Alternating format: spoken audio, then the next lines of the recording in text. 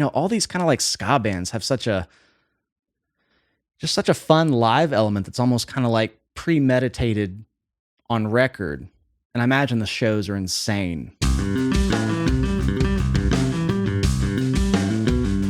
What's up, guys? Welcome back to Low End University. Road Rash is from the Mad Caddies' second studio album, Duck and Cover, released in 1998. This is yet another Fat Records release, which is a label I'm now becoming very familiar with. Now, I get recommended hundreds of bands per week, but every request for the Mad Caddies comes with a little extra zing, a little extra passion behind it. And between you guys here on YouTube and our members on Patreon, this track comes highly recommended, as does the band itself. So excited to get to them. Without further ado, let's jump in. This is the official music video for Road Rash from the Mad Caddies.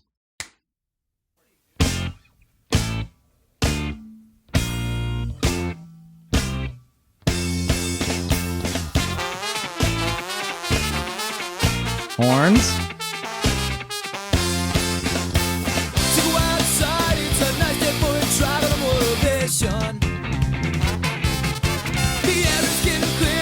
What?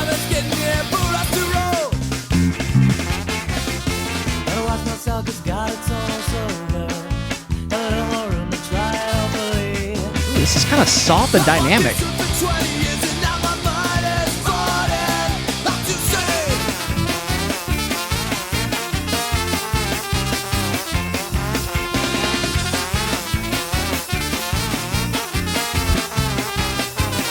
I'm just trying to get my head around the music, which is really cool and jumping all around, but what is going on in this video? Are they at a farm?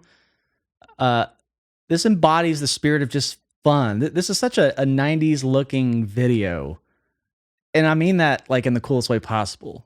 There's so many music videos back then where you just watch, you're like, okay, this is awesome. I have no idea what's going on. This kind of reminds me of that, but okay. Love the horns, love the feel. Very happy song. I'm going to go back to about here because they jumped into this sort of like, almost reminded me of like the Tijuana Brass. Love that band growing up. You have this sort of like, but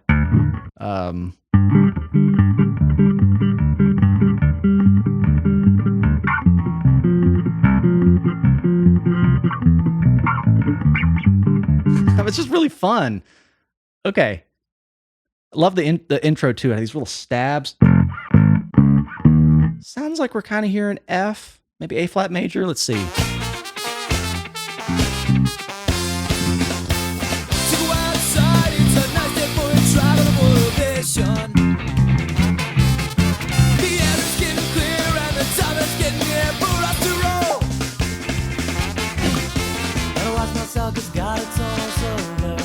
It almost sounds like two different bands doing a call and response.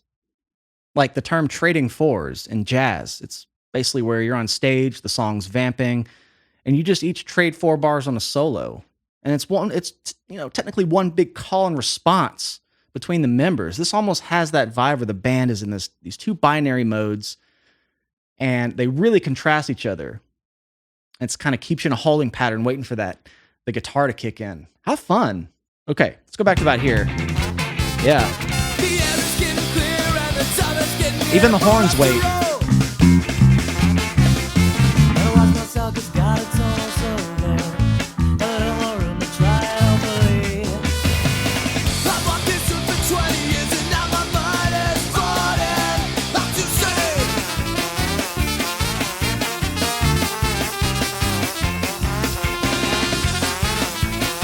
Yeah, just sitting in a pool.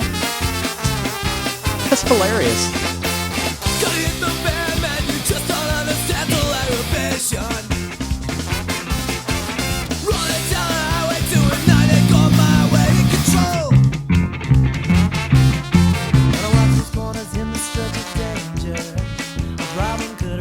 Okay, it's not in A flat major. We're up here.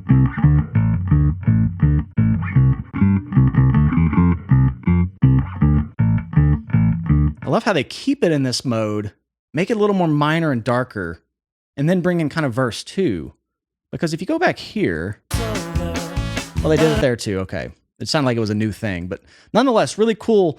You start off with this really happy, a lot of major chords. Then it gets a little darker going to I guess that'd be the minor 2, and I guess we're in C major.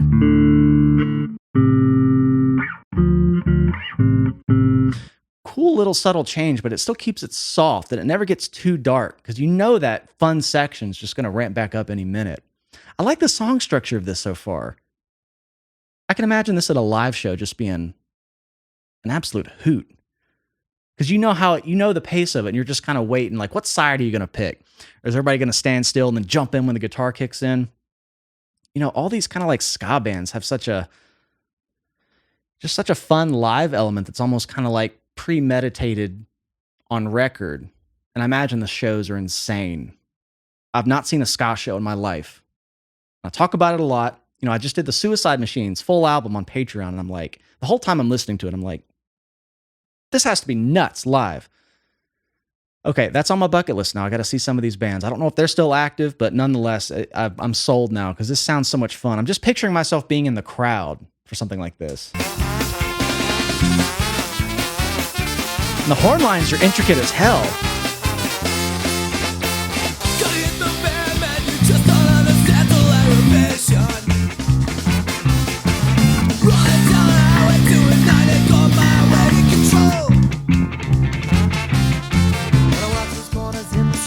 It's real soft here. That's cool.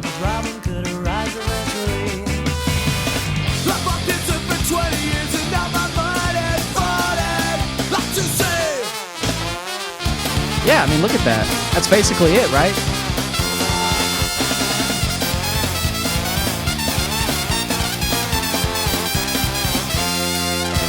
Oh,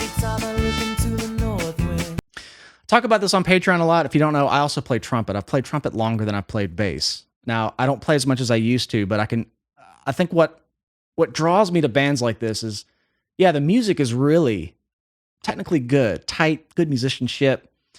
But I think we all grew up accustomed to hearing really good horn players. Like we're almost kind of spoiled and take it for granted. You know, Earth, Wind, and Fire, Chicago, you know, big bands and soundtracks. You just hear these wailing trumpets. And it wasn't until I played trumpet and tried to develop a range like that, I realized like how damn impressive that is, especially the tone. Because the higher you play on trumpet, the harder it is to maintain that full tone. It starts kind of choking up because you're kind of choking the air. And to play trumpet at that high, you got to really put a lot of diaphragm, breath support behind it. You have to have just amazing breath work, amazing muscle control in your embouchure. So just to hear that range, which that's not like out of this world high, but it's up there in an uncomfortable range. To have that control, the tone. This is now Trumpet University. You've been fooled. But all jokes aside, it's really impressive. And I think the level of technicality on these horns kind of reminds me of Streetlight Manifesto in a way. It has a bit of that kind of vocabulary, like the mariachi licks, right? They're just kind of jazzy and playful, but it's a really specific vocabulary and the articulations. It's really technical horn lines, I gotta say. Okay.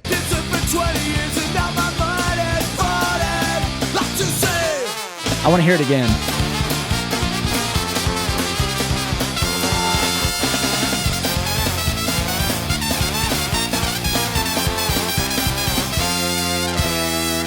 Those little, those little shakes. Yeah, it takes a lot of control. I respect that. It's really good. So dynamic here.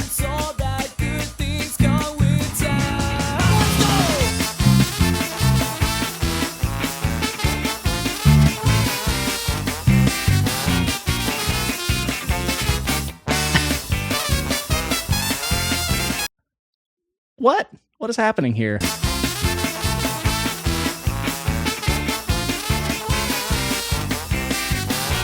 Chasing goats?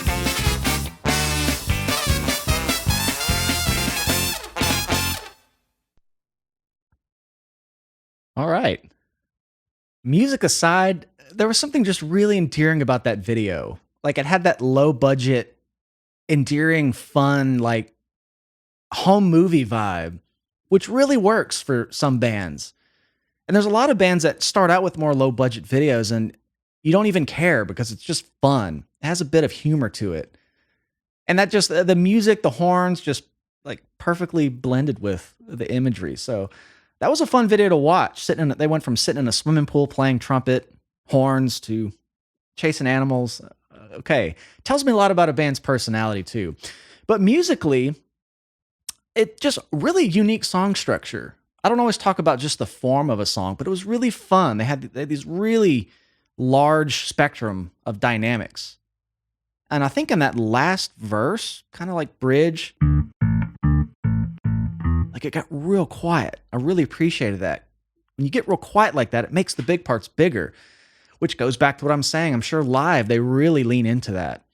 So this seems like a total live band. Can't stress it enough. The horn playing was fantastic. Really well-written melodies in the horns. And as usual in these types of bands, I like that you have this continuous representation of what's going on in the vocal line. So what I mean is that when the vocals stop, the horns kind of take over and keep the melody going. And it kind of just makes like a vocal line over the whole song. It's like the drums. They're there from beginning to end. Well, the vocals are too when you have a ska band with horns. And some bands do it a little differently, but they all have a really good approach of just keeping that energy going.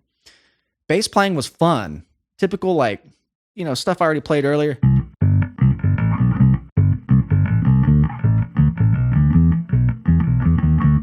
Just fun classic grooves. And yeah, I'm a fan. I'd love to come back to them. This was really fun. I wasn't sure what to expect. I only just knew they had horns because you guys had told me that. But thank you guys for your patience and for requesting Road Rash from the Mad Caddies. If you'd like to support the channel further, come find us on Patreon. I do full album reactions and have tons of lesson content for bass and music and much more. And if you enjoyed this, please like and subscribe. It really helps the channel out. I love you all. Thanks for hanging. We'll see you next time.